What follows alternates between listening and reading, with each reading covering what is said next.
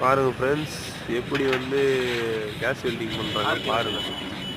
அதாவது இது வந்து டாடா எஸோட சைலன்சரு ஓட்டை ஆயிடுச்சுங்க. அது எப்படி வெல்ட் பண்ணுறாங்கன்னு பாருங்கள். அப்போ அவங்களாம் இதுலேயே வராங்களே, எத்தனை வருஷமே இதுலேயே இருப்பாங்க. நீங்கன்னா விஜயா நந்திவா ஆப்டேவா ஆப்டேல வருமா? முந்தானே தண்ணி போட்டுட்டு கொஞ்சம்